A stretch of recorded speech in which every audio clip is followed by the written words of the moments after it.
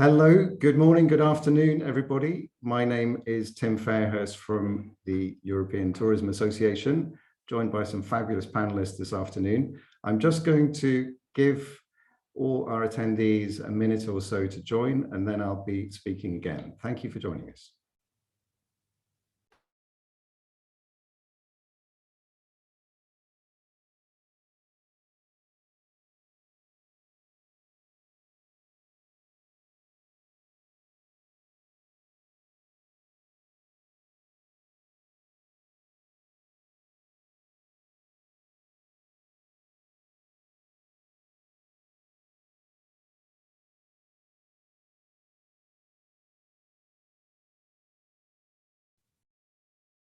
Okay, we're 1 minute in, so I'm going to start by way of introduction. So for those of you who've just joined, my name is Tim Fairhurst from the European Tourism Association, or ETOA, and today I'm joined by a fabulous panel to talk about some of the tough choices ahead in relation to climate action and the tourism sector. Maybe a few preliminary remarks from me as to why we're doing this. ETOA is a signatory of the Glasgow Declaration, so part of our commitment to that is to make sure that we're active in terms of outreach, engagement, and support in relation to climate action. So it's not just talking about it, it's helping people do things differently and connect them with relevant expertise. And one of the things that will come up in this call is more awareness of the kinds of networks that are available if you are in the private sector or whatever it is you do, and you are trying to put together a climate action plan and want to know how to make progress. There's a lot of help out there, and it's one of those areas where competition plays a subordinate role to collaboration. This is a part of joint activity, whether it's public, private, big companies, small companies, where there's a lot of help available, parking all the competitive interest. ETOA itself obviously does have a vested interest. We have a lot of buyers who sell European tourism product all around the world, as well as in Europe. So whatever else we do, we are involved in a network whose business model is very aviation dependent.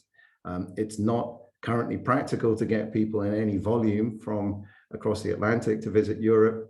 And if you talk to European destinations, and we've got a fabulous European destination represented here this afternoon, Ljubljana in Slovenia. Lots of people from Northern Europe are going to be getting to Slovenia by plane. It would be great if there were fast trains to get to Ljubljana. They're simply not there in the volume we want just yet. So aviation is part of how people move around now. How that is going to look in several years' time is very much the meat of the report that the Travel Foundation has put together. So after my introduction, you're going to get a bit of future gazing from Ben and then from Paul and Bernadette, just to explain where they think we need to be collectively as a whole travel and tourism ecosystem in terms of keeping inside our national carbon budgets. So from ETOA's perspective, we don't have in-house scientific expertise, but we do buy the science. So the science-based Paris Accords and so forth are absolutely where the Glasgow Declaration sits and everything that flows from it. So we declared a climate emergency in 2020, and we published a climate action plan early last year. We ourselves manage down our footprint where we can. We have started introducing vegetarian menus for all our events, but we are part of the problem in the sense that we are causing people to travel if we think that's a problem. Now, acknowledging that we're part of the problem hopefully gives us some standing to say we want to be part of the solution, and we don't think aviation is all bad. And one of the things this afternoon said, this is not an anti-aviation event. Aviation is necessary. There is not a way around getting people, certainly long distance, any other practical way. So it's how does aviation-dependent tourism evolve in the coming years in order to remain economically valuable, both for the people selling the tourism product and the people receiving it, That's what we're talking about this afternoon. So I think that's enough introduction from me. What I'm going to do is explain the order of the speakers that you're going to hear from. And rather than invite people just to go around and introduce themselves right now, because you will hear from everyone sort of directly shortly, what I'm going to do is ask Ben to kick off from the Travel Foundation. And then Ben is going to hand over to Paul. And Paul and Bernadette will get into more detail about the Travel Foundation's report. Following that, I am going to invite Clara from UNWTO just to add her big picture measuring sustainable tourism statistical head on what she's heard and issues and opportunities arising. Then I will ask Petra to give perspectives from a destination, and also how does this work? How does this influence promotion? You know, are you looking for people who come from far corners of the world to come and visit you? Are people instead looking for tourism from proximity markets? Perhaps it doesn't influence things at all. You know, what's the emotional intelligence behind all the promotional strategies that's consistent with an acknowledgement that climate change is happening and we can be part of the solution if we adapt. If we don't adapt, we're going to be an increasing part of the problem. After Petra's spoken, we will hear from Sophia, who is very well placed to give us a sense of the private sector's response, because Tour Radar gets involved in all kinds of companies' operations and products, and she's very well placed to give us a sense of where she thinks the market might go and how the private sector can help itself in transition pending any regulatory moves. I think that the last sort of thought before I invite Ben to kick off is that this is an area where we know the regulators are going to get more and more interested, whether that's at a European level. Ideally, it's at an international level, in order that it's not going to be possible to buy fuel under one regime in one place and under a different regime in another. But international coordination is really hard. And I'm sure Clara will make reference to some of that. So one of the big ambitions for this afternoon is you're going to get some actionable information, so that if you're in the private sector and you want to do something now, manage down your risk and make sure that you're in a place where you've got a credible story, no greenwashing, we're actually doing something that makes a difference. You're going to learn something this afternoon that will help you do that. So without anything further from me, Ben, what have you been up to? And I know you're going to be publishing in a couple of weeks, but envisioning 2030, over to you. Thank you, Tim. Yeah, so I've got a few slides just to share it initially, just to set everything up for the conversation.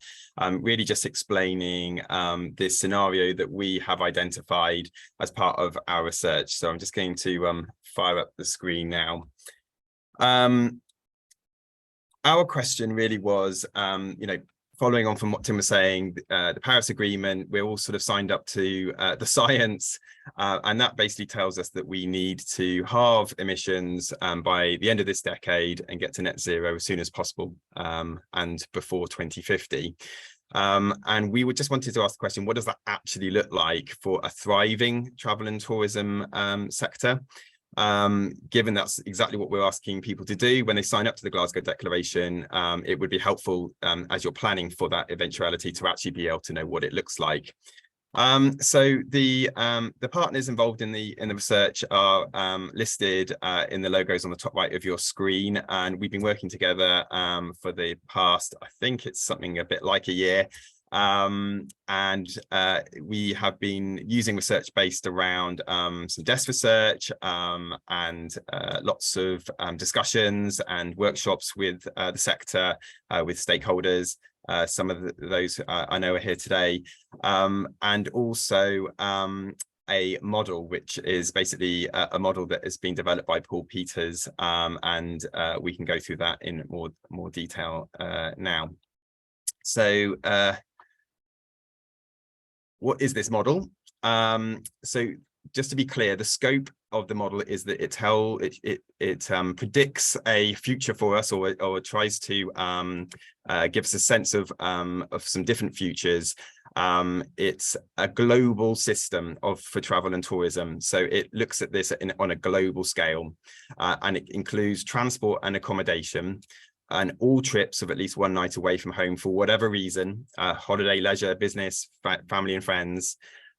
It includes the direct emissions predominantly, so scope 1 and 2 emissions for those who are into scope 1 and 2.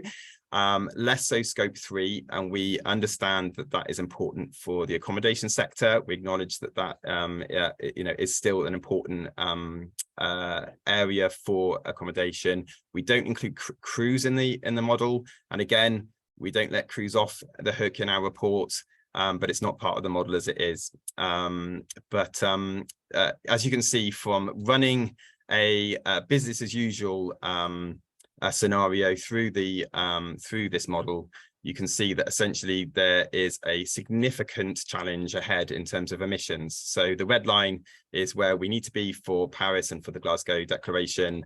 The remaining green on the right hand side of that chart is basically the challenge ahead, because everything is set to grow. So the model that we had basically meant you could dial up or dial down certain interventions, 40 different interventions, in fact, based on the 7 categories that you can see on the screen.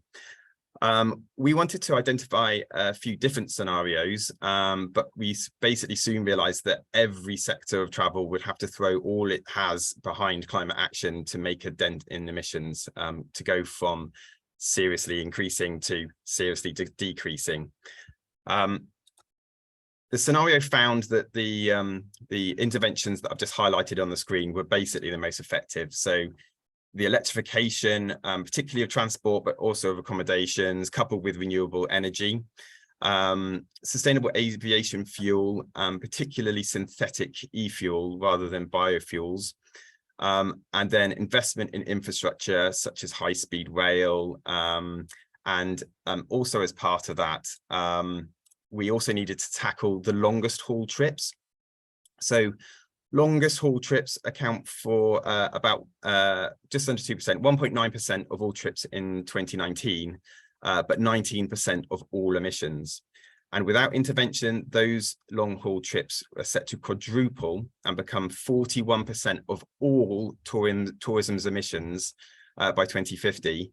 And yet that's still only 4.4% of all trips. So you can see that there is a real issue with long haul, and it's very difficult for us to tackle the issue as a whole unless we tackle that long haul distance. So our decarbonisation scenario, we only really found one that we felt was not only getting us to 2050, but also allowing tourism to basically grow in the same way that we know it's predicted to grow in future, to allow people to still continue to travel in the same kind of way that they are at the moment, but with some important changes that we will talk about in a moment. So you'll notice here the dotted red line going down the graph there, that's actually when we halve emissions. We couldn't get to halve emissions by 2030 using the interventions that we had without really going so severe that it was sort of just untenable, basically. We do very quickly make sure that emissions are reducing, and we get to halving emissions by early 2036. But that just goes to show that we are leaving things late, and the extent of the change that we need to make and the lag in the system around it. But as you can see from the charts on the right hand side, the overall number of trips does increase in line with the business as usual scenario. So the red line that you might just about be able to see there is business as usual. So overall number of trips grows in a similar sort of way. Revenue also increases broadly in line with business as usual. Guest nights actually increases at a greater rate, but it's the overall distance traveled that it shows the biggest change. So that grows, but at half the rate of the business as usual scenario. So I'll just explore that with you a little bit more. So this is about the changing shape of tourism. So the biggest growth areas in the future need to come from short haul trips and those by car, rail, coach and ferry. Overall distance traveled still grows. It goes up 40% by 2050, but that's at half the rate, as I said before, of business as usual. So the longer haul trips will grow, but much less quickly than other distance classes, and go from being 6% of all trips to 3.5% of all trips by 2050. Now, overall distance traveled for aviation basically stays the same, or doesn't grow very much, 2%, I believe it is, beyond 2019 levels by 2050. Trips by plane do grow, plus 19%, sorry for all these numbers, by 2050 compared to 2019, but the stronger growth comes from car and rail and coach and ferry. So travel by air goes from being 22.6% of all trips to 13.4% in 2050. So as you can see from these red lines that are on the graphs here, there's a shift, and the shift it looks more pronounced if you actually look at what business as usual would be like by 2050, as we're arresting some of these trends. Similarly for duration, overall guest nights there is again a trend towards shorter and shorter trips, and we try and slow that down within the scenario, increasing the average length of stay. And this allows growth in tourism without the accompanying growth in CO2 associated with transport to the destination. So just to kind of summarize this change in shape, this graph here shows you where we were in 2019. So along the bottom, the orange, that's aviation, then green is car, and blue is rail, coach, and other transport. And as you go across from left to right, we're going from short haul to long haul. We can change that shape like this.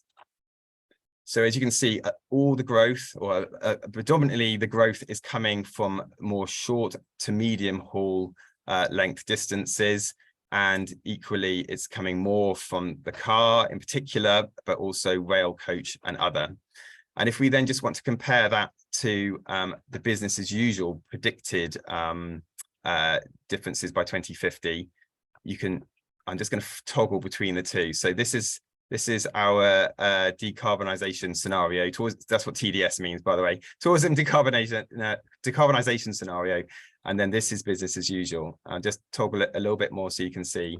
So as you can see, there's less long haul overall against business as usual. But then going back to where we are now, you can see things kind of keep where they are and grow more on the left-hand side there.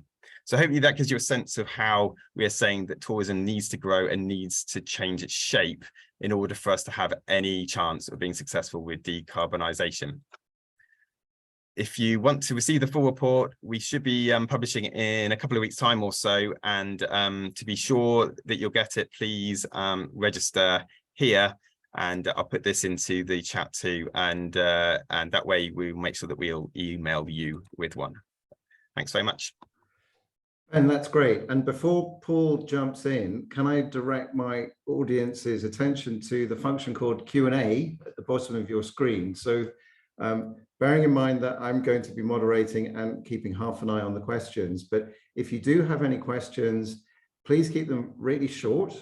But the panelists and myself will be able to see them, but use the Q&A function, which is usually the fourth icon in from the left at the bottom of your screen. Ben, thank you. That was, it was high level, but also very clear about what it is that is going to need to change in order to manage down the overall emissions. Paul, over to you. Yeah, thank you.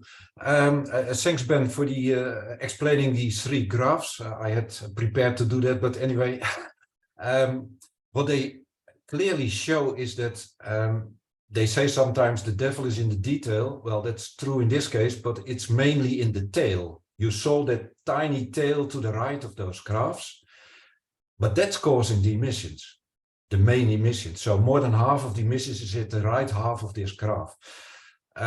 So if you let that grow a tiny bit, which you see only a little bit, in the graph, then it explodes the emissions. It's very sensitive, the total emissions, to that tiny tail of the graph, and that makes it so important.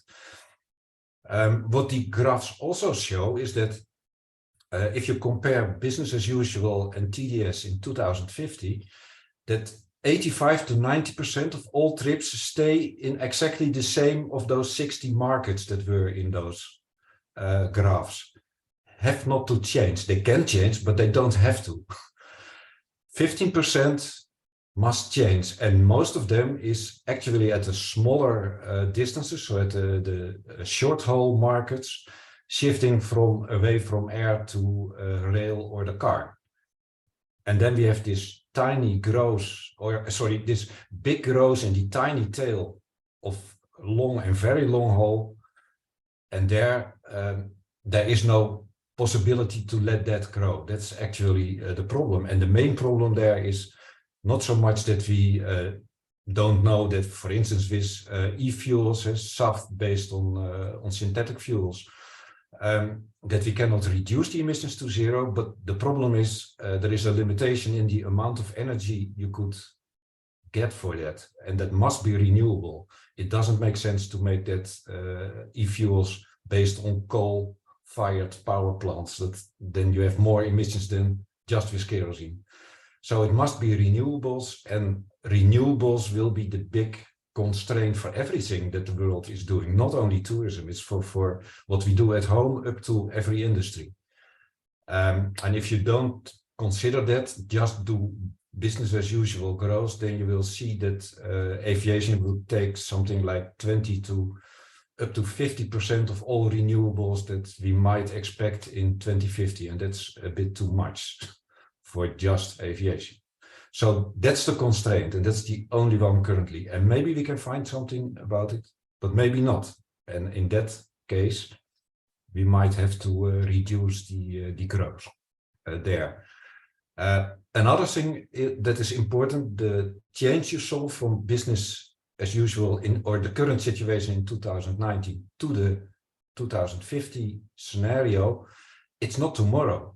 It takes 27 years. That's half a working lifetime. So you have 27 years to adapt to that situation or to make it happen. But if we don't start it all, then of course it will not happen. And then I give the word to Bernadette for some remarks about what you have to do then. Thank you, Paul and Ben, for outlining what the scenario looks like and also the interventions that are necessary to get there. Of course, we also paid attention to the implications and consequences of the scenario. So I would like to very, very briefly reflect on some of these implications. I think one of the most central questions revolves around equity, fairness, and justice. As we know, there are major differences amongst destinations when it comes to existing infrastructure, dependence on aviation, especially long haul. We're also advocating for a shift towards domestic and regional tourism, which is, of course, more difficult for remote landlocked destinations and especially for small island developing states. There are strategies to address these issues, of course, ranging from product development and diversification towards marketing strategies. But most importantly, what we need is a cross-border collaboration. For instance, setting up joint tourism equity funds or tourism development aid funds, giving priority for tourism growth in the least developed visitor economies. And potentially what we can also consider is setting up a global airport capacity distribution scheme. This might also be a solution. Another question has to do with the opportunities that this scenario presents for TOs, DMOs, and NTOs. In the report, we do reflect on many of these opportunities, from new alliances to new products. One point I would like to make here has to do with product development and the need to redefine the holiday experience. The perceived value of long distance travel is still very, very high. People tend to favor destinations that are far away and tend to attach a higher value to that. However, in this scenario, we are essentially reducing travel distance. So what is required is a change of narrative And we believe that TOs, DMOs, and NTOs can really lead the way in that regard. The last point I would like to make has to do with the question of how ready we are for the TDS. Of course, many of the changes that we propose need to come from outside the travel and tourism sector. We need the rail industry to take initiatives, the car industry, we need infrastructure development. And of course, when we look at, for instance, the length of the high-speed rail network, we see that North and South America and Africa are lagging behind. When we look at the electric car market, we see that still the sales of electric cars only account for approximately 10% globally. So there's definitely a lot that needs to be done. We are essentially talking about $1 trillion investment. However, that also only accounts to 2 to 3% of the global tourism revenue throughout the same period of time. So what is required really is a redistribution of resources, capacity, available funds, prioritizing sectors that are faster in their transition to zero emissions. And that is only possible if we reconsider the dynamics of the global travel and tourism system. Thank you very much. Back to you, Tim. Wow, not much to sort out then, just reconfigure the entire global transport and tourism system. But the challenge is clear, and I think it's one of those deceptively simple prescriptions. You know, how will it get managed down? And one of the things that we will have to do is measure, and Clara works at the UNWTO and has got a very clear sight of what the challenges are in getting transparency and comparability and a consistency in methodology as countries are counting their own carbon emissions. Because certainly for aviation, it's very clear that unless we're sure which country it is that counts the emissions, so as I understand it, for example, Germany will count all of the emissions of Lufthansa, even if that is for a tourist who's flying from Asia, changing planes in Frankfurt and carrying on to France or Spain. Germany will catch all of that carbon. So it may well make sense for Germany to do that, but these things are not straightforward. So Clara, with your experience and insight in this area, please share any reflections you have from the perspective of how we're going to be doing the measuring and what the policy implications are. Thank you. Thank you very much, Tim. And it really is a pleasure to be here with all of you. Thank you, of course, to the European Tourism Association and Tim, and of course my fellow panelists. I really have learned a lot from your presentations, and I congratulate you on the effort made. Now, perhaps just to begin with a brief introduction to UNWTO. So the World Tourism Organization is the UN specialized agency responsible for the promotion of sustainable, responsible, and universally accessible tourism. And we were one of the promoters of the Glasgow Declaration that we helped facilitate, and we continue to accompany. And so congratulations on this titanic effort to try and bring a little bit of the how we're going to be moving towards it, how the tourism sector needs to accommodate changes with respect to the what, right, where we want to get at, that has been stipulated in the Glasgow Declaration. And indeed, data and measurement is very important, as indeed evidenced in the upcoming report. I believe there will be one explicit recommendation, I understand, with respect to measurement, reporting, and transparency. And then I believe another element that is also considered to be very important is the alignment of international, national, business and destination plans.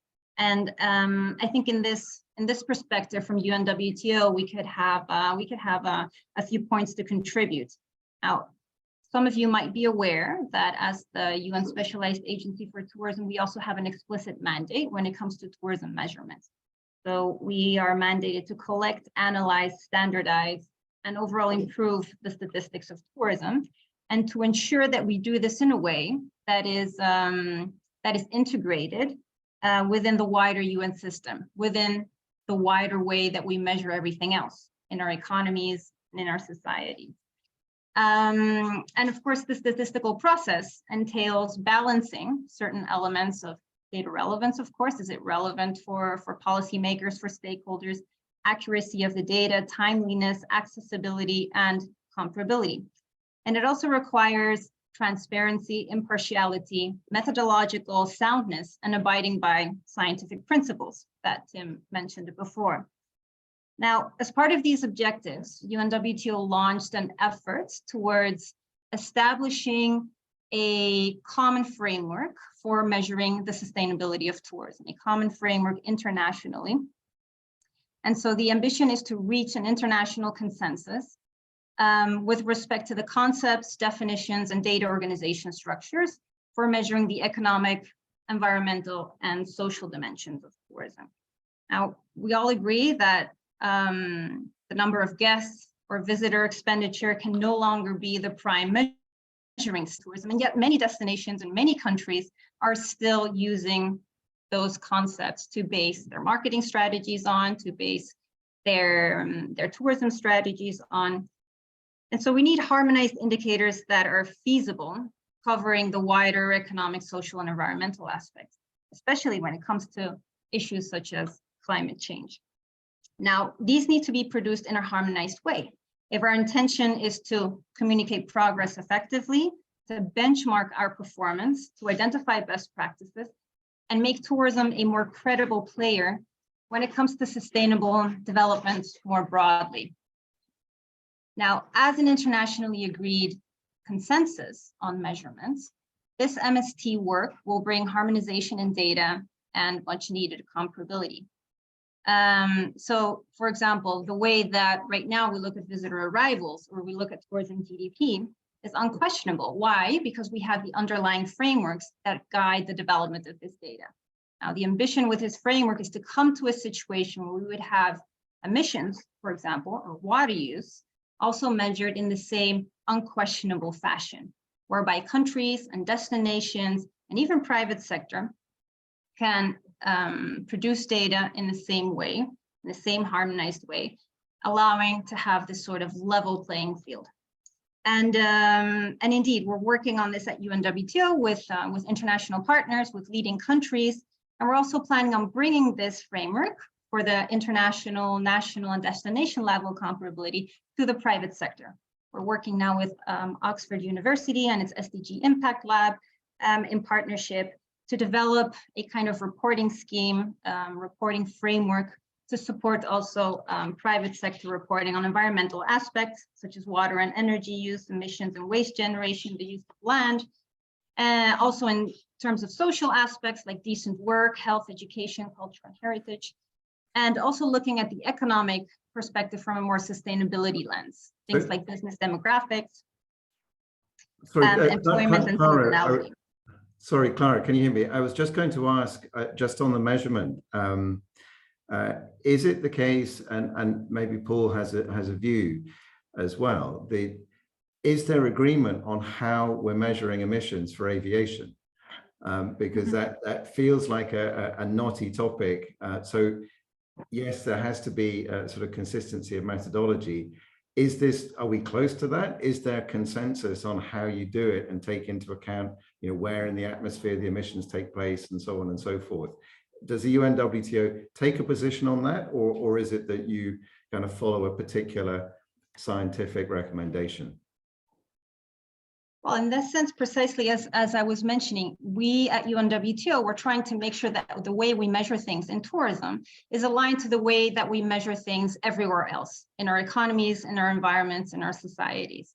Now, at the level of internationally, right, there is the system of environmental and economic accounting that already outlines how you can measure in an internationally comparable way emissions in an economy, by different sectors in the economy, by different industries.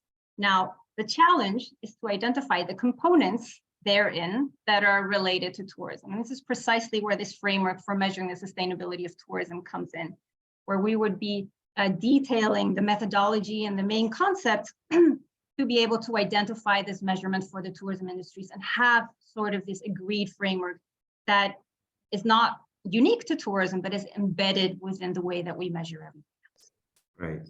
So I think that's, you know, that whole MST methodology really will be a very powerful tool, but it's not going to happen overnight. But I think it's really important that everyone's aware this is going on, and it really is the forum at which sort of internationally sort of agreement can get hammered out. Given the timing, I think, if I may, Clara, I'm going to invite Petra to give a destination perspective, and I think the conversation will widen out. But thank you very much for giving us the perspectives from the, you know, the international agency that's charged with trying to get our arms around this in a way that nation states are going to manage. But thinking about destinations, and that ultimately is why, you know, this is a very consumer demand-led industry. Someone's deciding to go on holiday, and obviously anyone sensible is deciding to go to Ljubljana, aren't they, Petra? And it may well be the case that the considerations around the carbon acquisition cost of visitors has started to get into the debate you hear at destination level. But Petra, over to you. Reflections on what you've heard so far and where this sits within your more broader strategic considerations as someone in charge of a very vibrant destination. Over to you. Thank you so much. Thank you, Tim. Thank you, everyone, and good afternoon. Well, to start with, God forbid that everyone would come in Ljubljana, because that would be called a massive tourism. We certainly are not aiming towards that. However, of course, on the destination levels, a lot has changed in our minds. We still have a lot to do in our actions. As far as the, let's say, marketing approach goes, obviously, all of the destinations, for obvious reasons, starting with COVID, more turn to domestic and the nearby markets, that's for sure. But we were talking a lot about the chance how to start more organic growth, more sustainable approach, even regenerative approach. But the 2 years' time did not do the trick, because we are going back to the same terms of growth, of how many arrivals, how many overnight stays. Of course, we're talking more about sustainability. We're having that more in mind, but still we are comparing our success with 2019. 2019 is long forgotten. That was a different world. Everyone should forget about 2019. Nothing should be compared ever to that year again anymore, because we do have a duty to start, differently. But you know, from what I've heard before, you asked me for a little bit of reflection. Bernadette was talking about a little bit about injustice in air accessibility. And yet, from the destination perspective, I would say all of us would love to go to have direct flight connections. Of course, a lot of us, for a lot of destinations, decreased the number of direct air connections, and everyone would like to have them back. So we will have to, we will have to change our patterns and start to sell our destinations with the help of airports around that have maybe more accessibility, and even in the luxury segment and in the business tourism segment, they would have to accept, we would all have to accept that. So there is a thin line between the real world and where we are, where we are aiming to economically wise, in economic success term, and then what we would have to do, zero carbon emission goal towards. That right now is not very much aligned. We really have to go stronger and bolder towards necessary changing of patterns and course of action. Then the second thing we talked about was product development and the needs of the change of product developments. On the destinations, we certainly have changed that we are tackling more seasonality. In Europe, we all know we have a really big seasonality. In the warmer months, there are massive migrations everywhere in Europe. But we need to work more again, bolder on all year round experiences and learn how to promote them, to how to successfully make appealing to them, to people who would travel. So that's something that we are working on or are actually grasping on right now on the destination levels, because that needs to change as well. We need to go more towards unique all year round experiences that would be appealing to the travelers, and that definitely is linked to changing the narrative of how we are selling the business. But then, of course, the destinations itself, then we really have a lot to work ahead still, because we need to go also towards the different strategies on our destinations, like having carbon neutral airports, not flight wise, that we talk about that a lot, but operational wise, you know. We need to have, I don't know, biodiversity strategies on the destinations. We need to consider the impact of tourism migrations more on the society, not on the environment only, you know. We are still very weak on certifications. This is all the package that leads towards the goal that we are talking about tonight. And going back to what I started with, the injustice, that is a lot of injustice right now also to the access to infrastructural funds for train connectivity, for example, you know. So these are the things that we need to work on together, and that we need to talk out loud about, so we would all be aware and go together towards this goal. We're beyond words only. We really need to start acting upon it. Thank you very much, Petra. And actually, your mention of rail, we have a question from Julia. Thank you for posting your question, who's saying, yeah, what about more fast rail? And I think what I'm taking from this is not an either or. You know, we definitely do want better low carbon infrastructure for land-based transport as well. And you know, there is a question of how fast can that happen? Where does the electricity come from rail, et cetera, et cetera? And you know, it's true that rail product itself is developing in Europe, but particularly for international ticketing, there are still all kinds of systems-based difficulties. You know, it's hard to book more than 90 days in advance. End-to-end ticketing is complicated. So I think this is a sort of multi-pronged attack on a system that doesn't work now. So one of the things that may come along is more multimodal ticketing. So one ticket, one QR code gets you a coupon on a long-haul flight plus high-speed rail, and you get to your destination with one ticket, with all the consumer protection you'd normally get in any other way. So I think what we're really surfacing is lots of systems problems, as well as the ability to get it to the top of the strategic priority, whether you're managing a destination or in fact trying to work out how to count it at a destination or at a national level.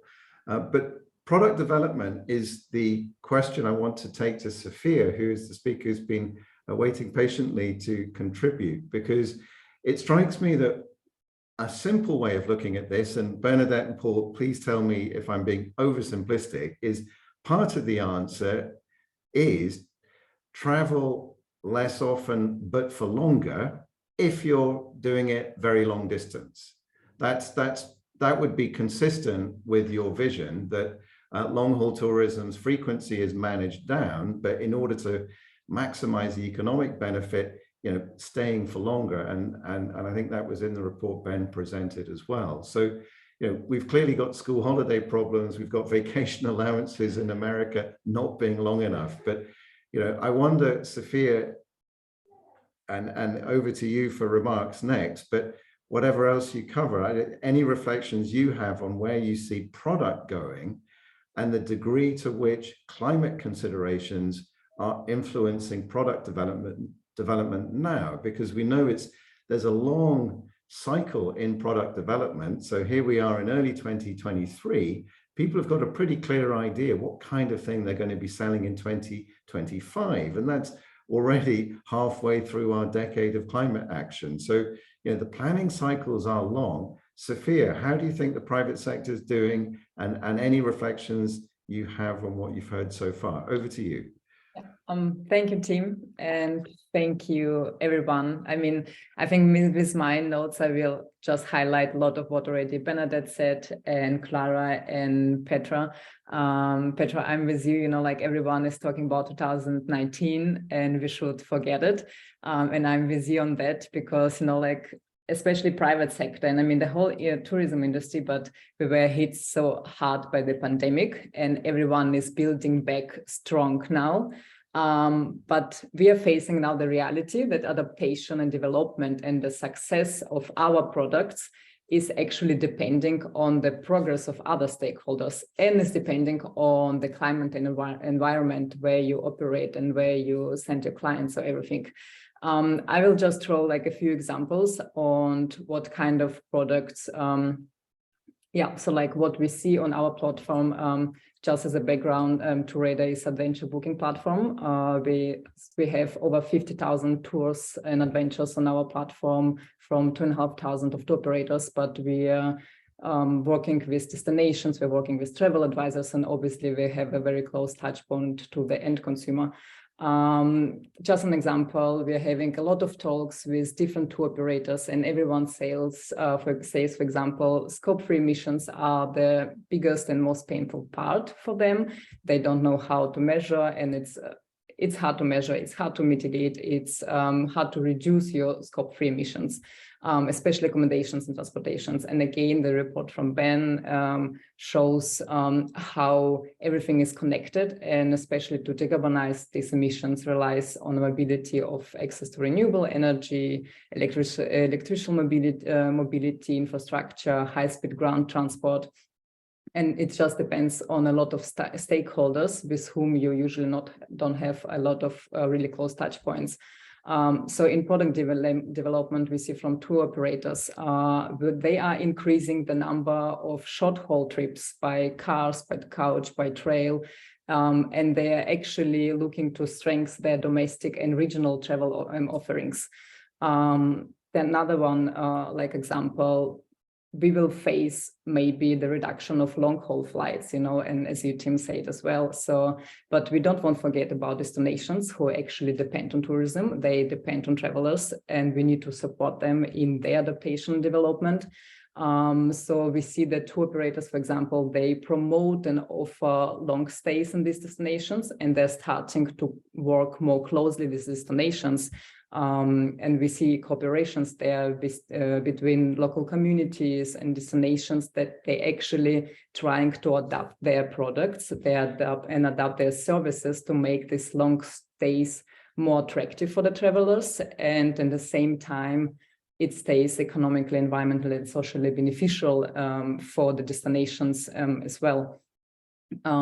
Just to highlight what Carla was talking about before, even, like with all of these product adaptations from the side from tour operators, but still, like we some kind of missing a benchmark and universal standards of the emissions, like the tour operators they are doing already a lot in finding out the ways how they can have the travelers long in destinations, but still their emissions can be high, and there's no red line how big can be a footprint of the tour, like that we're still aligned with the pathway. We have the goal 2050 to achieve net zero, but what is the line that I can't cross with the multi-day tour that I create, that I still aligned with this path?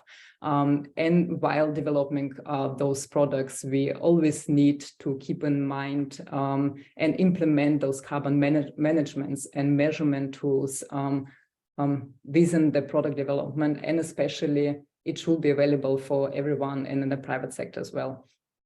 And like the trends that I would highlight that will come more and more to the private sector is working more with data and database storytelling to everything, like what we talked before, and requiring to like that it works and intersectional cooperations, and all the product developments that we have, we actually need to start use and analyze the data, how we can manage the crowds, how we can identify market gaps for accommodation, hospitality, transportation, products development, to resolve over-tourism, analyze highly trafficked areas, and actually guide the investments in these gaps we see, and to have like actual action, which accommodation need to focus on their measurements and their footprint, where we are lacking transportation, and yeah, that we actually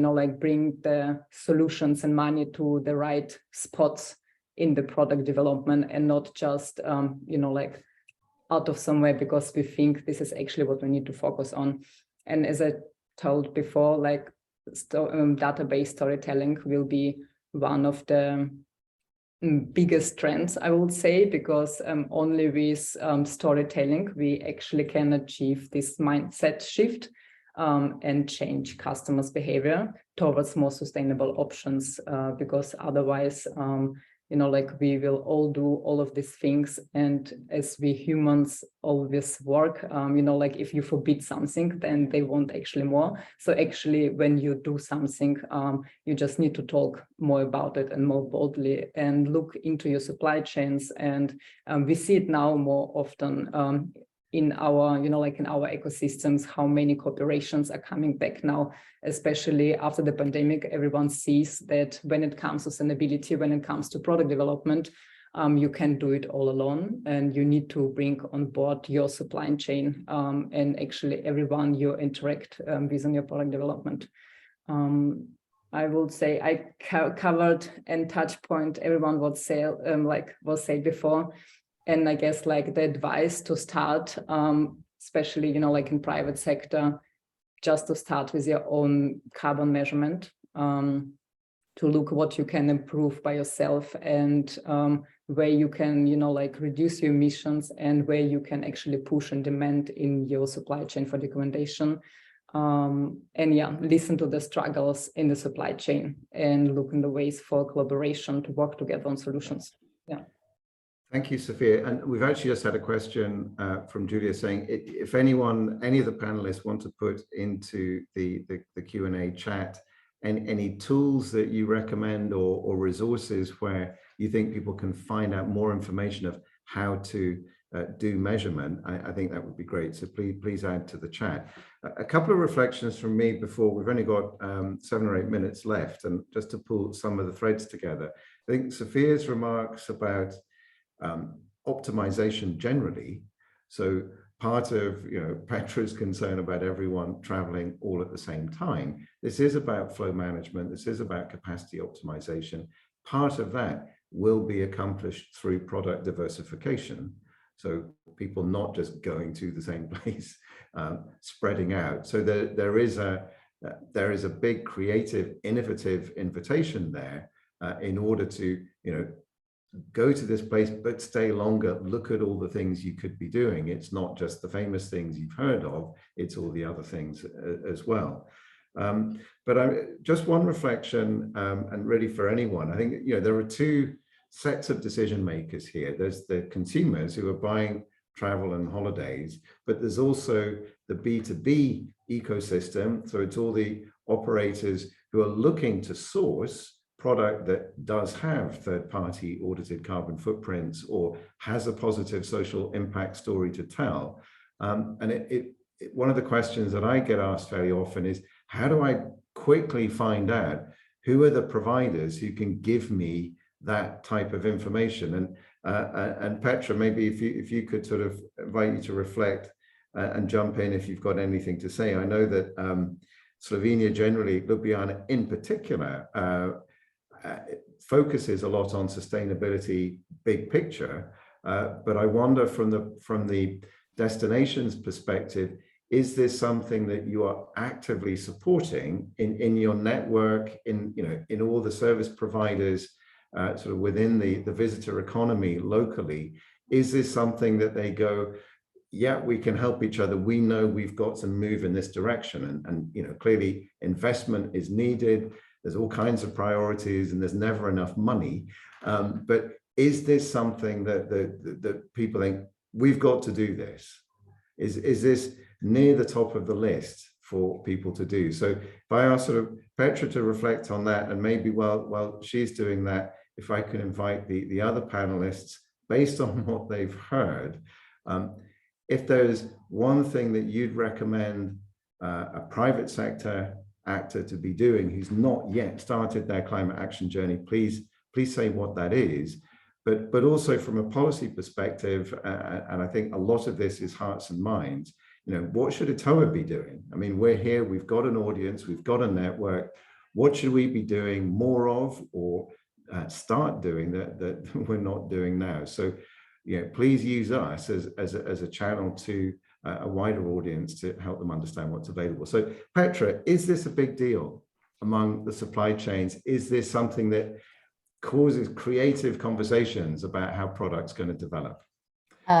The answer is very obvious, absolutely, but not because that's a buzzword. The cooperation and the development, these are all the buzzwords now, but definitely because we are in the same boat, and we know that if one benefits, we all will benefit. So what we as a DMO can do is give them the necessary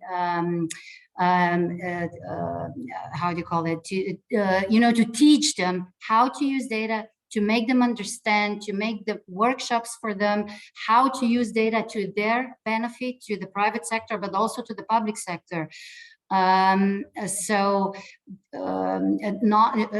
of the knowledge is one of the key importance, and encouraging to use them to their own benefits, so they would gain economically, but through that also socially, and through that the whole destination will gain. We are also, having the let's say agreement with ministry who subsidizes this certification, because that's also the process that can be misunderstood, and also for the reason that it's too expensive and so forth. So giving the knowledge to our partners is the most powerful thing that we can do, and we all do that. Right. But just to reflect for the finish of let's say my take in onto today's panel, I would really recommend everyone to be bold, to really be bold in your visions and in your narratives, because people love to follow the strong narratives with the very transparent outcome to their benefit. And if they can participate, if people can participate, then that's where the actual regeneration starts. That's it. I agree, and I think this entire exercise is to help people feel, you are welcome, join in, collaborate, ask for help. It's there. And some of the questions we've had in the chat, which we won't get to, but which is the best carbon footprint calculator? There's lots of good advice out there, and maybe one of my fellow panelists will give a couple of suggestions there. But we have a couple of minutes left. Really, just a thought from each of you. This is the Travel Foundation's report is not intended to be the end of the subject. It's a start of a conversation. It's intended to be a catalyst.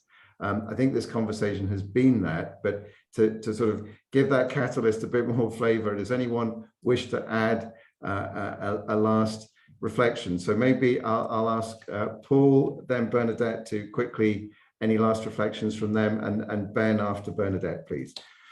So Paul first. Yeah, thank you. I think it's very important to look at the development of your products. The scenario actually doesn't say you should stop certain types of tourism, but you should stop advertising for certain types of tourism. So, for instance, the Dutch tourism board, they decided to withdraw their long-haul tourism offices in Japan and China and the United States, and focus more on Europe. And if you just do that, then probably for your business, it doesn't make that much of a difference, because you will still be able to get a lot of visitors. And at the same time, those visitors will be having a much lower carbon footprint than the ones you were originally deliberately trying to get to your destination. So, and the same you could do as a tour operator, for instance. Okay. So Well, that's maybe we've reached our hour, so I'm gonna keep moving along. But Paul, that's a very clear challenge, and I think choices made by promotional organizations are certainly going to affect how this happens. Bernadette, then Ben, and any final remarks from Clara and Sophia. So Bernadette, then Ben, please. Thank you, Tim, and thank you, everyone. Well, I think it's very clear that we need system-wide changes, and that is only possible through coordinated joint climate action. Many of these changes need to come from outside of our sector, as we already discussed. We need infrastructure development, we need the rail, the car industry on board, we need the media on board, we need a change of holiday schemes potentially. So what I think is very important is that the private sector unites behind this shared vision, and that the private sector has a very strong voice, that we need the support, we need all stakeholders on board so that we can move towards this net zero future for tourism. Many of our product developments, for instance, depend on having the right infrastructure and the right conditions in place. Okay, so and there's a very big funding piece to that as well, clearly. Ben, and then Clara, then Sophia, please. Okay, so I would just say, if we can all look at our business plans, understand where we see our areas of growth for the coming years, and then ask ourselves, does that fit well and align to the decarbonisation scenario that we've described? Because if it doesn't, then you've probably got some issues that you might need to start thinking about. And it's not just that you would be contributing to a problem, but you may find that your growth and anticipation is not going to happen because of all the pressures that we've been describing in terms of how things must go. So I would question the viability of any plan that's trying to move actively against the scenario that we've presented today. Thank you, Ben. Clara. So I would say what we measure affects what we do, in the words of Joseph Stiglitz. So it's not a question of whether we have to adapt, it's a question of adapting now or adapting later. And it's being requested by regulators, by investors, and by clients and visitors. So I would invite the private sector to think about that and to also make sure that their perspectives are being heard when we design these different measurement tools, to make sure that their challenges and their priorities and circumstances are correctly reflected in how we move forward. Very clear, thank you. And Sophia, private sector is very much in the middle of all of this because we know that regulation rolls slow, but any final thoughts from you? Same, to highlight cooperation, intersectoral cooperation will be the key for everything. Define your weaknesses, define your strengths, look into your value chain, look into your ecosystem, and look for partners who has the same shared values, and just look for cooperations with them and partnerships with them. Spend your time, invest in the time, and just scream out loud what needs to be changed in terms that you actually can place your product successful as well, because our success depends on everyone around you. Yeah, it's a great way to close. We are all in this together. There isn't a spare planet to experiment with. Thank you very much to all our panelists for a really challenging debate. There is lots more to say. Thank you to the audience for your questions and for keeping us on our toes. I'm going to close it there because we've gone a little bit over time. Please join us the next time we talk about some tricky choices ahead and the creative collaboration that is going to drive the transition we know we all need to see. Thank you very much to the panel. Thank you to the audience. Good evening.